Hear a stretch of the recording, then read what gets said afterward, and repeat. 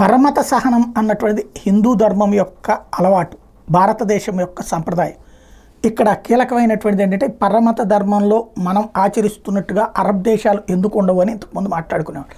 ఇప్పుడే ఈ మధ్యకాలంలోనే దుబాయ్ అందులో మంచి మార్పులు చోటు చేసుకుని అరబ్ దేశాల్లో ఇప్పుడు తాజాగా ఆలయానికి స్వామినారాయణ టెంపుల్ లాంటిది ఏర్పాటు అవ్వడం లాంటివి చూసాం.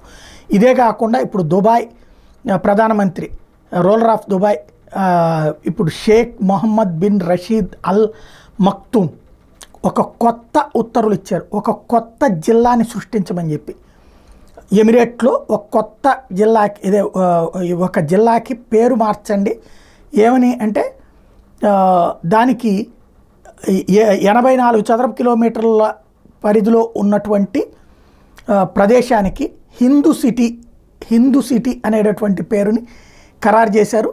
తద్వారా భారతదేశం దుబాయ్కి చేసిన సేవలు, భారతీయులు దుబాయ్ ప్రజలకు అందించిన సేవలు, హిందువులకి అందించినటువంటి సేవలు, మానవత్వానికి అందించిన సేవలకు గాను ఈ హిందూ నగరం అన్నటువంటిది ఒక పేరుతో నగరం ఉండేలా ఏర్పాట్లు చేస్తున్నట్టుగా ప్రకటించారు.